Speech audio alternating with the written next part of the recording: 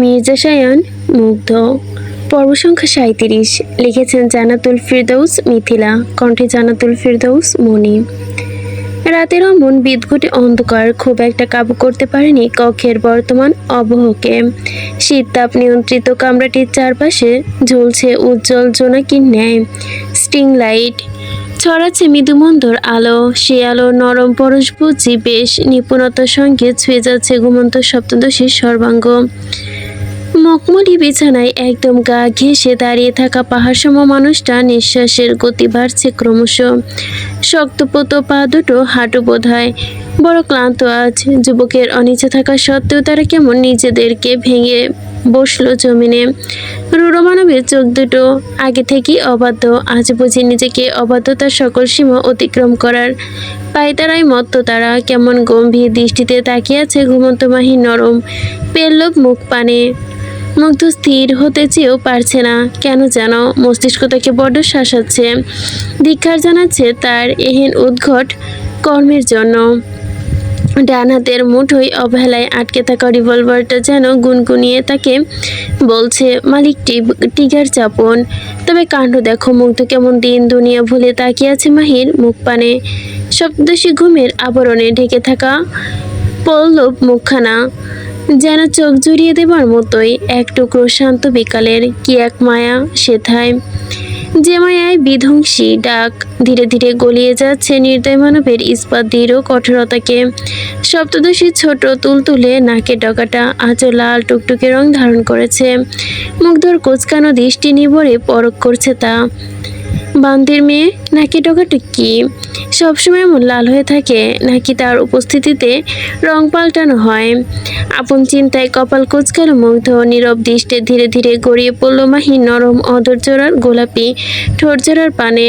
মুগ্ধ এক অদৃষ্ট তৃষ্ণায় পুকে উঠল নির্দয় মানবের বুক। কণ্ঠনালীর লম্বাটে অংশে দেখা দিল গ্রীষ্মের বিদঘুটে খরতা। তামাতে পোড়া বাদামি ঠোঁট জোড়ার সঙ্গে গভীর বাদামি চোখ দৃষ্টি কেমন তৃষ্ণার্ত হলো যুবকের। সে তৎক্ষণাৎ মুখগহ্বর থেকে সিক্ত জিভ লাভা খানা বের করে আনে, কোনো মতে ভিজিয়ে নিয়ে নিজের শুষ্ক অধর জোড়া। তবে বালাই শার্ট অধরের তৃষ্ণা মেটাতেও তার চোখ দুটোর তৃষ্ণা যেন আজ মিটবেই না। তারা কেমন তৃষ্ণা তো চাতকে নেই তাকিয়ে আছে ঘুমন্ত নিষ্পাপ মেয়েটার মুখশ্রীর প্রাণে।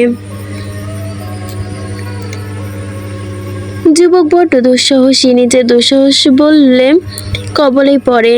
ফ্লোরের ওপর দুহাঁটু ভর দিয়ে এগিয়ে এলো খানিকটা। তার দৃষ্টি নিষ্পলক, আপাতত খুঁটিয়ে খুঁটিয়ে দেখছে মাহির নরম তুলতুলে কপালদ্বয়। কি সুন্দর পটকা মাছের মতো ফুলে আছে তারা, যেমন গালভর্তি খাবার নিয়ে ঘুমাচ্ছে দেখো মেয়েটা।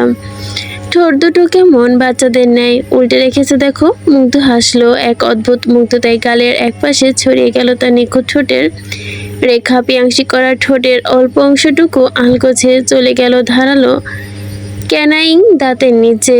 সেথায় মন মতো পিষ্ট হলো বেচারা। মুগ্ধ এখন নিজেতেই নেই। রূঢ় মানব নির্দয় মানবের মাথায় এক মুহূর্ত ভর করেছে মাহি নামক সপ্তদশীর বিধ্বংসী মোহ। সেই মোহর অস্তিত্ব কতক্ষণ তা বোধহয় যুবক নিজেও জানে না। মুগ্ধ শান্ত, এক অদ্ভুত শান্ত ভাব নিয়েই স্বর্ণপণে নিজের হাত দুটো উঠিয়ে রাখলো বিছানার ওপর। মেয়েটার দিকে এক দৃষ্টে তাকিয়ে থেকে আলগোছে মাথা রাখলো হাত দুটোর ওপর। অতঃপর নিজ বাদামি চোখ দুটোই পরম বিশুদ্ধতায় মোড়ালো। দৃষ্টি নিয়ে মেয়েটার দিকে আলতো করে ছুঁয়ে দিতে লাগলো মুগ্ধ। কি আশ্চর্য সৌন্দর্য সেই ছোঁয়ায়! হাত দিয়ে নয়, বরং চোখ দিয়ে ছুঁয়ে দিয়েছে গভীরভাবে। ঘুমন্ত সপ্তদশী বোধে অনুভব করলো সেই ছোঁয়া। নিদ্রামগ্ন তনু তার মুহূর্তে নড়ে উঠল খানিক। ক্ষুদ্র মুখখানা ঘুরিয়ে নিয়ে বালিশের অন্তরালে মুগ্ধের মোহময় ঘোরের পর্দার ছেদ ঘটল। মুগ্ধের কপাল গুটিয়ে গেল বিরক্তিতে। সে গভীর মনোযোগ দিয়ে দেখছিল মেয়েটাকে, অথচ তার মনোযোগ তার ওই অনুমতি ছাড়া ব্যাঘাত ঘটালো। দুঃসাহস দেখিয়েছে এই বান্দির মেয়ে। জানোয়ার বাচ্চার সাহস কত! তাতে দাঁত চাপলো মুগ্ধ। রাগে ক্ষোভে তার এক মুহূর্ত ইচ্ছে করলো মেয়েটার নরম তুলতুলে গালে চটাস করে এক দুটো চর বসিয়ে দিতে। কিন্তু এত সুন্দর ইচ্ছে থাকা সত্ত্বেও মেয়েটার গালে হাত উঠাচ্ছে না মুগ্ধ। কেন যেন তার অবচেতন মনটা বারবার বিরোধ করছে মেয়েটার এমন সুন্দর ঘুমখানা ভাঙাতে, কিন্তু নিজ মনেহীন অবাধ্য চিন্তা ভাবনা বড্ড বিরক্তকর মুগ্ধের কাছে। তখনই জল শক্ত করে উঠে গেল বসা ছেড়ে, মসৃণ ললাটে গোটা কয়েক ভাঁজ ফেলে চিরবিরিয়ে মুগ্ধ মেরুদণ্ড বাঁকিয়ে তড়িৎ গতিতে ফ্লোরের এক কোণে অযত্নে হেলে পড়ে থাকা কোমল পানীয়র মাদক এক নিমিষে অর্ধেক বোতলের পানিও গিলে খেয়ে থামলো মুগ্ধ। বড় বড় নিঃশ্বাস ফেলে নিজেকে উপচে পড়া রাগ সামলাতে ব্যস্ত সে। কটমট দৃষ্টি চুকল পুরো ঘরময় ঘুরে আচমকাই গিয়ে ঠেকলো মাহির মুখ পানে। তক্ষণি থমকায় মুগ্ধ সপ্তদশীর পেল্লব মুখখানার ওপর বিক্ষিপ্ত আকারে আছড়ে পড়েছে, কিন্তু বেয়াদব কেশগুচ্ছ সপ্তদশীর গৌরবর্ণ মুখ্যশ্রী মুখমণ্ডলের নিজেকে অধিকার বসিয়ে উঠছে তারা। মুহূর্তেই যুবকের বাদামি চোখ দুটো আটকে হলো সেইখানেই। হুট করে বুকের বাপাসটা বড্ড জ্বালাচ্ছে তাকে। এক অজানা কারণে মাথার তালু গরম হয়েছে রাগে। অবাধ চুলগুলো অবাধ স্পর্ধা তার সামনে তার প্রপার্টির মুখের ওপর আছড়ে পড়ছে। তার কাছে এত সাহস এলো কোত্থেকে? সে তো তার কাছে অনুমতি পর্যন্ত নেয়নি। যুবক দাঁতের দাঁত চাপলো পরক্ষণে। এক আকাশসম রাগ নিয়ে আলগোছে নিজের ডান হাতটা রুড়ো তর্জনী আঙ্গুলে চেপে মোলায়েম মুখখানায় নিজ চিরতায়ন স্বাভাবিক ভঙ্গিতে বিকুল ধার করল। রুড়ো মানব কেমন সপ্তদশী তুলতুলে গালে নিজের রুক্ষ আঙ্গুলের আলতা ছাপ ছোঁয়াতে সর্বাঙ্গ জুড়ে এক অদ্ভুত শিহরণ বয়ে গেল মুগ্ধের। এ যেন এক নাম না জানা শিহরণ, যা ফের খরা নামিয়েছে যুবকের কণ্ঠনালীতে। ক্ষণে ক্ষণে ঢোক গিলল কণ্ঠনালী ভেজালো। ব্যর্থ প্রয়াসে মত্ত হলো, তবুও কাজের কাজ যেন কিছুই হলো না তার। বেহায়া আঙুলগুলো বুঝি আরেকটু ছুঁয়ে দিতে চাচ্ছে মেয়েটা তুলতুলে গাল। মুগ্ধ অস্থির। আরেকবার চুমুক বসালো বোতলের মুখে। মুখ ভর্তি পানীয় নিয়ে রয়েছে। ঢোক গিলল কেমন বাঁকাশি রেখা পায়ের কাছে পশমিক পোষ্যের স্পর্শ পেতেই যুবক তখনই নিজের পিয়াংশি করা ঠোঁটের একাংশ চেপে ধরে আনমন করেই বলল, my property is too cute না? প্রোডার জিপ থাকলেও মানুষের মতো বাক নেই। বেচারা বোধহয় বিরক্ত হলো মালিকের এরূপ বাক্যে। ক্ষমতা থাকলে হয়তো এক্ষুনি বলতো, মালিক খাবারের সামনে এনে খাবার না দিয়ে কিউট কিউট করে মাথা খারাপ করবেন না। আপনার প্রপার্টি আপনিই না হয় বেশি করে দেখুন, শুধু শুধু আমাকে লোভ দেখালেন কেন? ভাগ্যিস পড়া মহাশয়ের জীবে ক্ষমতা নেই, থাকলে বোধহয় এক্ষুনি গর্দান যেত বেচারার। ওইদিকে মুগ্ধের জনাব ক্ষণে ক্ষণে মাদকের বোতলে চুমুক বসাচ্ছে আর এক দৃষ্টে তাকিয়ে আছে মেয়েটার পানে।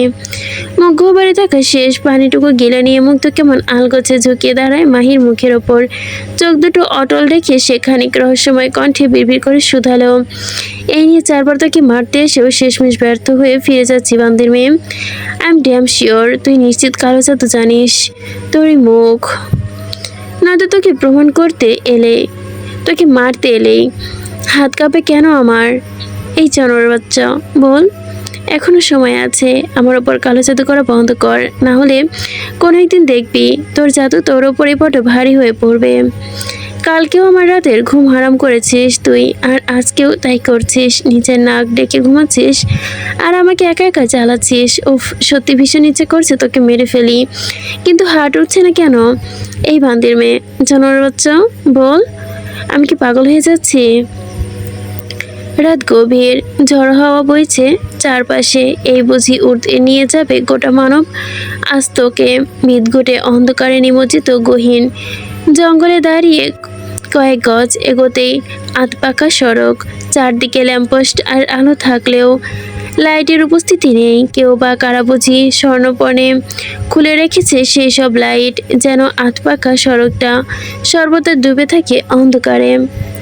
অদূরের জঙ্গল থেকে ধেয়ে আসছে নেকড়ে বাঘেদের ক্রন্দনধ্বনি। একজোড়া বুট পরিহিত ব্যস্ত কদম বৃষ্টি ভেঙে এগোচ্ছে নির্বিকার ভঙ্গিতে। কদম জোড়ার মালিক বড় উঁচু গড়নের, কালো রঙা হুডি আড়ালে বোঝা যাচ্ছে না প্রশস্ত গা দুটো। হুড তুলে ঢেকে আছে মাথা, মুখে সেই চিরচেনা ভুতুড়ে মাস্ক। যুবক সতর্কতার সঙ্গে এগোচ্ছে, বারে বারে এদিক ওদিক কাঁধ বাঁকিয়ে দেখছে পরিস্থিতি। আশেপাশে মানুষ তো দূর, কি বাত, একটা কুকুর বেড়ালো উপস্থিতি নেই। যুবকের হাতে একখানা লেজার লাইট, লাল রঙের তীক্ষ্ণ আলো ছুড়েছে লাইটটা। অন্ধকার পথটা চেনা হওয়ার একটুই লেজার রশ্মি অবলম্বন বড় দক্ষতার সঙ্গে হাঁটছে সব মানব। আর কিছু দূর এগোলেই মূল সড়ক। সেন্ট্রাল পিটার্সবার্গের এই সড়কে খুব একটা যান চলাচল না হলেও পথটা অতটাও দুর্গম নয়। যুবকের পায়ের জোর বাড়ালো। মূল সড়কে উঠতেই সে এগুলো পথের বাঁদিকে দুর্গম রাস্তার একমাত্র স্বস্তি হচ্ছে অদূরে জীর্ণশীর্ণ টেলিফোন বুথটা। বুথের চারপাশে কাচের দেওয়ালগুলো ভেঙে চৌচির হয়ে আছে। দেখতেও মনে হচ্ছে বড্ড পুরনো। তবুও ভালোর বিষয় হচ্ছে বুথে থাকা ফোনটা কানেক্ট হয়। সেখানে আশেপাশে সকল নেটওয়ার্ক বিচ্ছিন্ন। সেখানে এইরকম একটা টেলিফোন বুথ ভালো অবশ্যই। যুবক স্বর্ণপরে ঢুকলো বুথের ভেতরে। চটজলদি টেলিফোনখানা হাতে নিয়ে দক্ষ কায়দায় আঙুল চাপলো নম্বর প্লেটে। অতঃপর অতি পরিচিত এক নম্বরে কল দিয়ে দাঁড়িয়ে রইল রিসিভার অপেক্ষায়। বাহাতে তর্জনিয়ার মধ্যম আঙুলের ভাঁজে বেনসন সিগারেট। ডেস্কের ওপর অ্যাশট্রে থাকলেও আশেপাশে ছড়িয়ে ছিটিয়ে আছে সিগারেটের ছাই। ব্যস্ত ডান হাতের বারে বারে পাল্টে যাচ্ছে সম্মুখের গুরুত্বপূর্ণ ফাইল। এই যে ফাইল ঘাটছে, ঘাটার নামও এক যুদ্ধ। এই যুদ্ধের মধ্যে এক উজ্জ্বল শ্যামবর্ণের সুদর্শন যুবক, যার বেড়াল চোখ দুটো কেমন অস্থির হয়ে ডুবে আছে ফাইলের মসৃণ পৃষ্ঠার ভাঁজে। জীবনে কোনোদিন মদ সিগারেট হাতে না লাগানো ইহসান বাড়ির আদর্শ রাজপুত্র ডক্টর ইফতেখার ইহসান রুদ্র। সে কিনা গত 20 দিন ধরে নিজের অজান্তেই নাম লিখিয়েছে সেই চেনা স্মোকের দলে। সুদর্শন মুখখানে জমিয়েছে রাজ্যের সব ক্লান্তির ছাপ। সারাদিন পরিবার পরজন দের ঢাল হিসেবে দাঁড়িয়ে থাকা কঠিন মানব রাত হলে ঢুকে পড়ে নিজের ক্লান্ত নিচুকে নিয়ে। হন হয়ে খুঁজতে থাকে আদরের ছোট চাচাতো বোন মাহিরা ইহসান অবধি পৌঁছানোর রাস্তা। আজও তবু একই কাজে মত্ত। এলোমেলো ভঙ্গিতে একের পর এক সিগারেট ফুঁকে উল্টে পাল্টে দেখছে পুলিশি কিছু ফাইল। রুদ্র যখন নিজ কাজে মত্ত, ঠিক তখনই ডেস্কের ওপর অবহেলায় পড়ে থাকা ফোনটা কেমন কর্কশ শব্দে বেজে উঠল তার। প্রয়োজনীয় কাজের মাঝে ব্যাঘাত ঘটে সুদর্শনের গোটানো ললাটের চামড়ায় গুটে গেল আরও।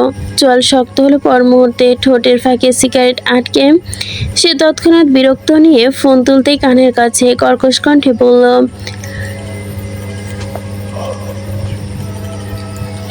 Hello, doctor Iftekhar Ihsan Rudra here. Who is that?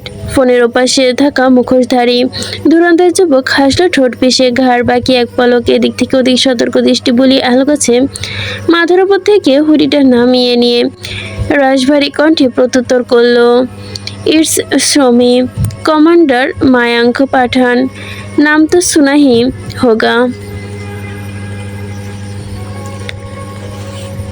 সহসা থমকায় বেড়াল চোখের রুদ্র।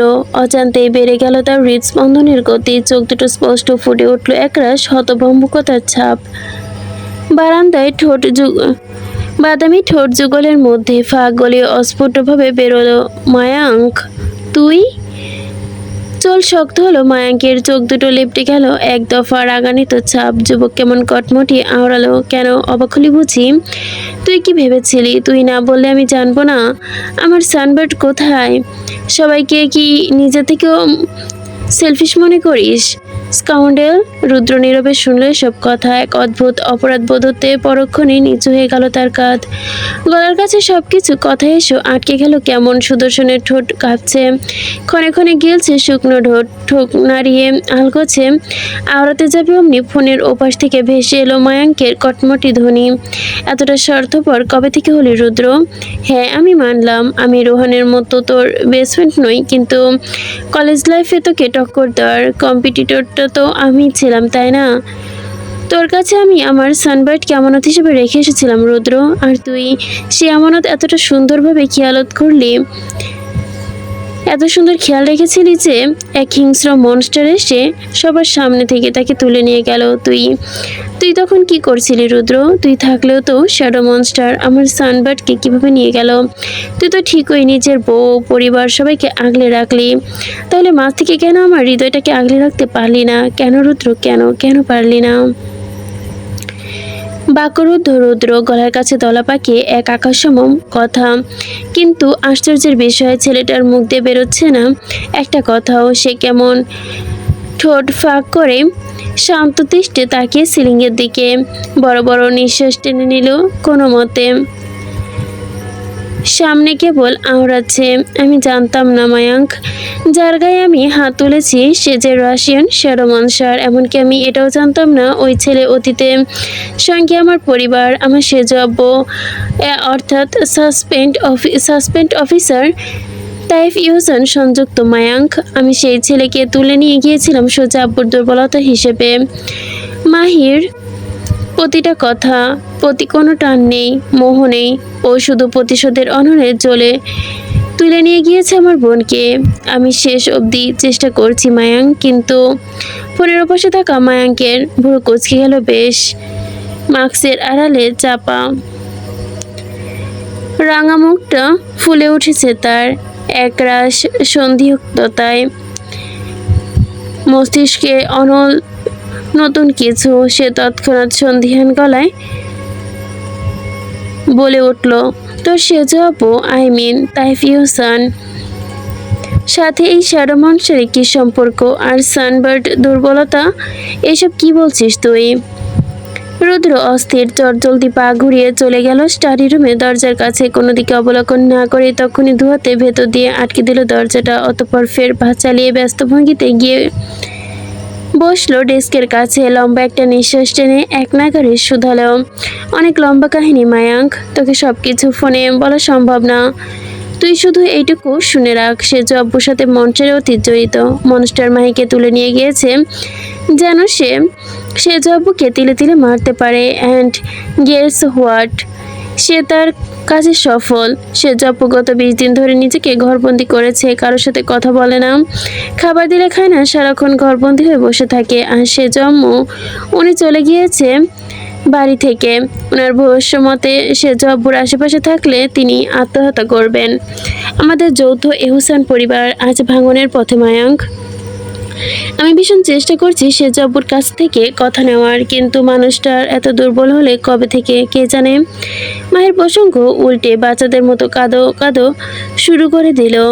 এই নিয়ে 2বার হার্ট অ্যাটাক করছে। As a doctor I can't force him, you know right. পরে হিতে বিপরীত হতে পারে। নীরব ভূমিকায় শুনল মায়াঙ্ক কিছুক্ষণ চুপ থেকে। ফোনের ওপাশ থেকে ভেসে এলো রুদ্রের সন্ধিহান কণ্ঠ, but tell me one thing, তুই তো আন্ডারকভার মিশনে ছিলি, তাহলে তুই এখন সাউথ কোরিয়াতে কি করিস? আচমকায় বাঁকা আসলো মায়াঙ্ক, আঙুল দিয়ে ভুরু কুচকে রাজবাড়ি কণ্ঠে প্রত্যুত্তর করলো, for your count information, phone check কর। আমি কোরিয়া নয় বরং রাশিয়াতে কথা বলছি, and I am still my mission. কপাল কোটে রুদ্র গভীর মুখে তৎক্ষণাৎ কান থেকে ফোনটা নামিয়ে এসে এনে পরখ করে নাম্বারখানা। হ্যাঁ, 10 ডিজিটের নম্বর, +7, সাথে রাশিয়ান কোড মিশ্রিত নম্বর। ব্যস্ততায় তখন এসবের প্রতি খেয়াল ছিল না সুদর্শনের। যে না পরখ করবে শেষ অমনি বিচক্ষণ যুবক গম্ভীর কণ্ঠে প্রশ্ন ছুড়ল, ওয়েট, তুই তাহলে মাহিকে কোথায় পেলি? সামহাও মাহি কি এখন রাশিয়ায়? চাপারাঙা মুখখানায় আচমকায় ফুটে উঠল বিষাদের ছাপ। মায়াঙ্ক দৃষ্টি নত করলো আলগোছে। চোখ দুটো বন্ধ করে লম্বা একটা নিঃশ্বাস টেনে আওড়ালো, রাশিয়া সেন্ট্রাল পিটার্সবার্গের গহীন জঙ্গলে নির্মিত দ্য শ্যাডো মনস্টার প্যালেসে নামক কারাগারে বন্দি আমার সানবার্ড, যাকে রোজ নতুন নতুন নিয়মে টর্চার করা হচ্ছে। আর তা করছে দ্য রুশদি কিং বিখ্যাত নির্দয় রাক্ষসটা, যার কালো সাম্রাজ্যের সকল গোপন ইনফরমেশন কালেক্ট করতে তাকে গোপনেই ধ্বংস করার মিশন এসেছে সিভিল ড্রিম। ভাগ্যবশত সে টিমের কমান্ডার হিসেবে দায়িত্ব পেয়েছেন মায়াঙ্ক পাঠান। এতদিন যে প্যারাডাইসে বিদ্যুৎ বন্ধ করে দেওয়াল টপকে কোনো এক ঘরে পৌঁছে দেখি এক আহত যুবক অচেতন অবস্থায় পড়ে আছে বিছানায়। যুবকের বুকের ওপর মোটা ব্যান্ডেজ। আমি চোখ ঘোরাতেই দেখি সেই ঘরের দরজার কাছে অদ্ভুত পোশাক পরে দাঁড়িয়ে আছে এক সুকন্যা। অন্ধকার ঘরটা সেদিন মোমবাতির আলোতে আলোকিত ছিল।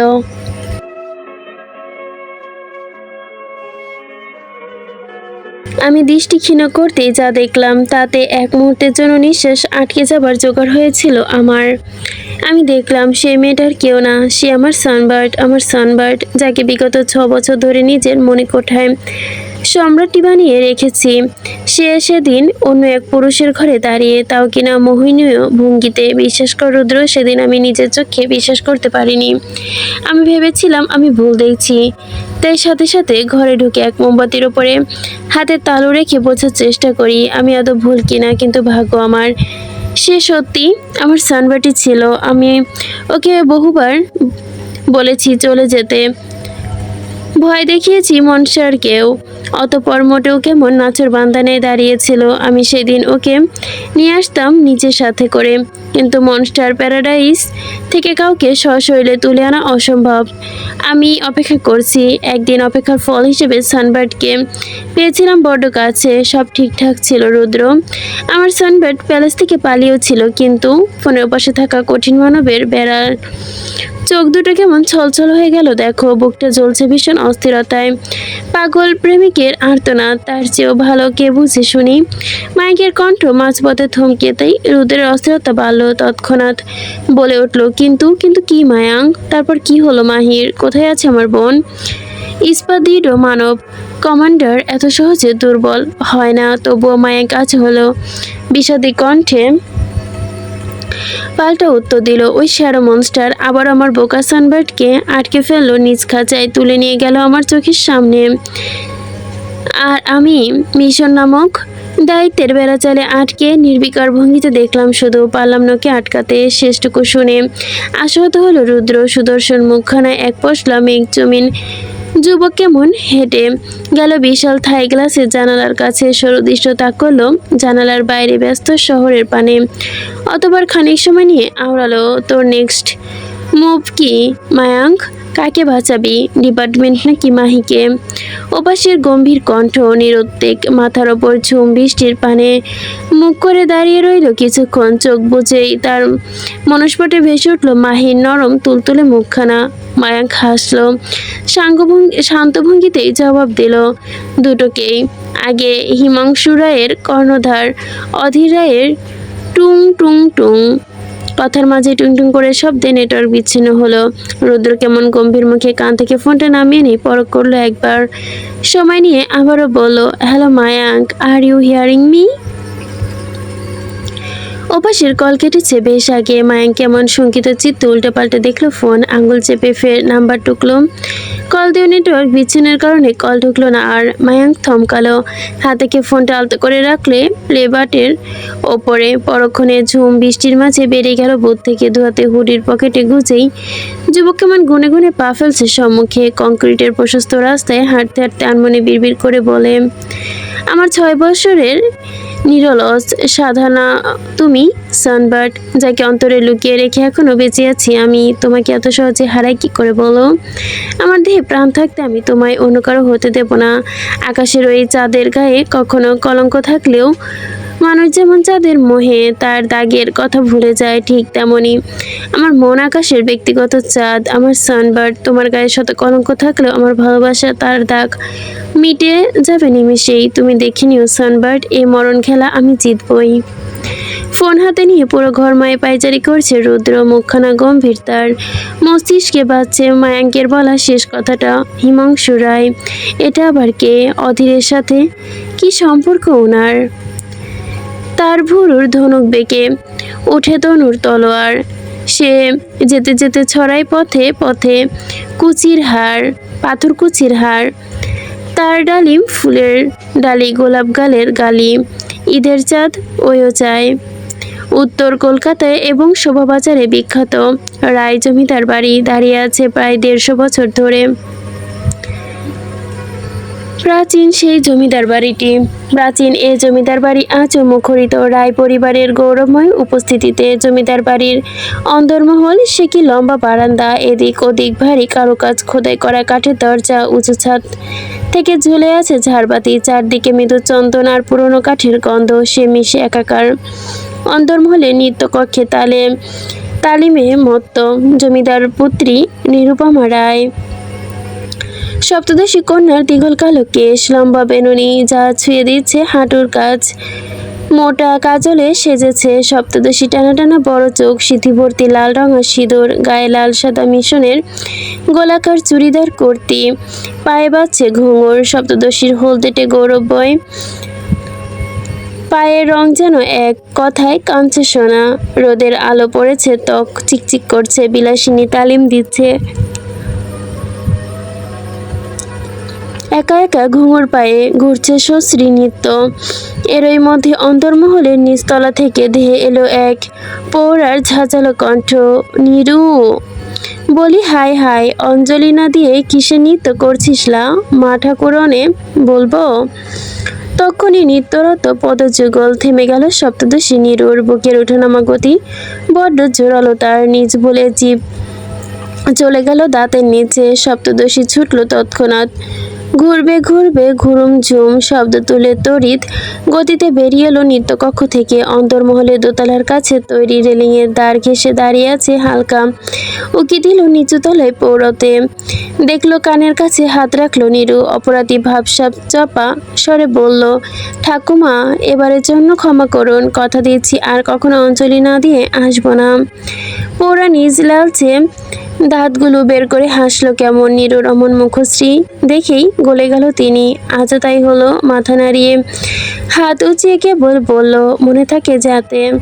সপ্তদশী আলতো হাসলো, ওপর নিচ মাথা ঝাঁকিয়ে কেবল বোঝালো, মনে থাকবে। কাঠের তৈরি সুবিশাল ড্রেসিং টেবিলের সামনে বসে আছে রায়বাড়ির বড় কর্তাগিনী সুদীপা রায়, তার পেছনে দাঁড়িয়ে আছে দাসী শর্মিষ্ঠা, সুন্দর করে আঁচড়ে দিচ্ছে গিন্নির কোমর সমান দীঘল কালো কেশগুচ্ছ। তিনি নিজ কাজে বহল থেকে কেমন দোনামোনা করছে, আয়নার প্রতিবিম্বে তার নজর এড়াতেই সুদীপার তিনি রয়ে শয়ে হাত বাড়িয়ে ড্রেসিং টেবিলের ওপর থেকে একখানা পান তুলে গালের ভাঁজে দিয়ে বললেন, কি বলবি বলে ফেল। সাহস পেলেন শর্মিষ্ঠা, তৎক্ষণাৎ হড়বড়িয়ে বলতে লাগলেন, বাজারে গিয়েছিলুম কর্তাগিন্নি, সেখানে কয়েকজনকে বলতে শুনলুম আমাদের নিরুর কথা। সবাই বলছিল অবিবাহিত হওয়া সত্ত্বেও বিগত 8 বছর ধরে রায় জমিদার পত্নী যে বেখেয়ালি পুরুষের অপেক্ষায় রোজ সিঁথি রাঙিয়ে যাচ্ছে, সে পুরুষ কি আদৌ ফিরবে কোনো দিন? কথা শেষ হবার সঙ্গে সঙ্গে আগুন চোখে ঘুরে তাকালেন সুদীপা, রাগে গজগজ করতে করতে তক্ষুনি দাসীর ঘরে বসালেন 5 আঙ্গুলের ছাপ। বসা ছেড়ে উঠে দাঁড়াতেই সাপের ন্যায় ফসফস করতে লাগলেও বলে ওঠে, রায় পরিবারের রক্ত যার গায়ে, সে নিজে জান দিয়ে দেবে, তবুও কোনো দিন নিজে দেওয়া জবানের কথা ভুলবে না, কোনো দিনও না। অধীর আসবেই। দিবানের সম্মুখে থাকা টেবিলের ওপর সাজিয়ে রাখা নানান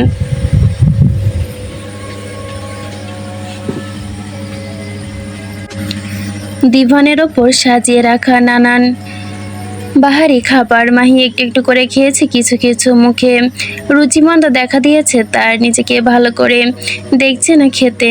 সম্মুখে দাঁড়িয়ে থাকা মিলা কেমন ভুরু কুচকে তাকিয়েছে মেয়েটার পানে। মাহির অমন খাবার খেতে দেখে নাক সিটকে সে কেমন সন্ধিয়ান গলায় জিজ্ঞাসা করে, কি হয়েছে মুনলাইট, খাচ্ছ না কেন? ওষুধ খেতে হবে তো। সঙ্গে সঙ্গে বসা ছেড়ে উঠে দাঁড়ায় মাহি, 2 হাত বুকের কাছে বেঁধে উল্টো পথে হেঁটে খোলা জানালার কাছে বিষাদী কণ্ঠে অন্য প্রসঙ্গ টেনে বলে, ভালো লাগছে না খেতে। মীরা ব্যস্ত হলো এরূপ কথায়, তখনই পা বাড়িয়ে মাহির পানে এগোতে গেলেই তার দৃষ্টিকে আটকায় ঘরের দরজার কাছে। অমনি মাথা নুইয়ে নেয় বেচারি, মানুষটা দাঁড়িয়ে দরজার কাছে। তৎক্ষণাৎ কতক্ষণ ধরে দাঁড়িয়ে আছে কে জানে। মিলা ভয়ার্ত, মনস্টারের সামনে কুটকাচালি চলে না তার। ভয়ার্ত কদম পেছনে নিঃশব্দে ঘরে ঢুকলো মুগ্ধ, এক হাতে তার পকেটে গুজে রাখা থাকলে অন্য হাতের আঙুলে ইশারা দিতেই বেরোতে বলল ঘর থেকে। মিলাকে হুকুম তামিলে মত্ত তরুণী তখনই কেমন ব্যগ্র পায়ে হাঁটা ধরল দরজার নিকট। এগিয়ে এসে চলে যেতেই মুগ্ধ কেমন শটান হয়ে এগোয় মাহির নিকট। সপ্তদশী ঘুরে দাঁড়িয়ে পিছু ফিরে। কেউ একজন যে তার অতি নিকট এসে দাঁড়িয়েছে তা থোড়াই টের পেল সে। মাহি কেমন বিষাদ দিয়ে তাকিয়ে আছে তার ওইদিকে। বিষাদ ভরা কণ্ঠে তখনই অনমনে বলে ওঠে, মিলা, তোমার কাছে বই হবে? আমি আবার বই পোকা মানুষ। আগেও বই না পড়লে ঘুম আসতো না, এখনো ঘুম হয় না তেমন। তোমার কাছে বই থাকলে আমাকে। বলতে বলতে পিছু ফিরল সপ্তদশী। আর অমনি তার সরু নাকের ডগা আলতা করে লেগে গেল এক পাহাড় সম প্রশস্ত বুকের সাথে। এহেন ঘটনা আকস্মিকতায় হকচকালো মাহি। চশমাটার চোখ দুটো তৎক্ষণি উঁচিয়ে তাকালো মানুষটার পানে। সম্মুখে নির্বিকার ভঙ্গিতে দাঁড়িয়ে থাকা মুগ্ধ কেমন কপাল গুটিয়ে তাকিয়ে আছে। চোয়াল বরাবরের নেই তীক্ষ্ণ, তার দৃষ্টি বড্ড সরু। মাহি সঙ্গে সঙ্গে দৃষ্টি নোয়ালো। বিরক্ত হয়ে মুগ্ধের পাশ কাটিয়ে চলে যেতে গেলেই যুবক আচমকা ভারী কণ্ঠে বলল, তুই কোন জনের বই পছন্দ তোর?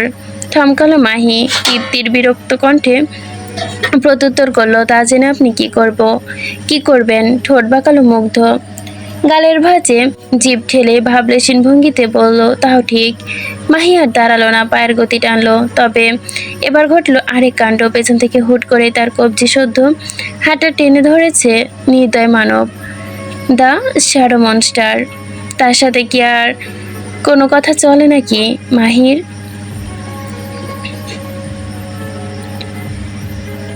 অতঃপর হোঁচট খেয়ে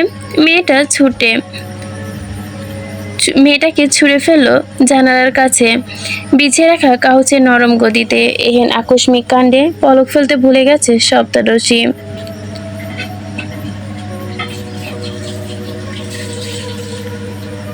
হা করে তাকিয়ে রইল কেবল ফ্যাল করে। এহেন আকস্মিকতায় ওদিকে মুগ্ধ মহাশয়ের পকেটে দু হাত গুজে ট্যাবলেট বের করলো। টেবিলের ওপর থেকে গ্লাস ভর্তি গরম দুধ মাহির মুখের দিকে এগিয়ে দিয়ে কাটকাট কণ্ঠে বলল, মুখ খোল জনরচ্চ নছর বান্দা মাহি। গতকাল লোকটা হাতে একদলা রক্ত দেখে আজ কি করে ওই হাতে খাবার খাবে সে? রক্তে যে তার প্রচুর ঘৃণা হয়। মেয়েটার পেট গুলিয়ে উঠল গতকাল রাতের কথা মনে পড়তে। সে তৎক্ষণাৎ নাক মুখ কুচকে বলল, না, খাবো না এসব। দাঁত খিঁচল মুগ্ধ। সহসা শক্ত হাতের থাবায় সপ্তদশী নরম তুলতুলে চোয়াল আঁকড়ে ধরে হিসিস করে বলল, তুই খাবি, এক্ষুনি খাবি, তোর বাপ সহ খাবে। বান্দির মেয়ে, মুখ খোল বলছি।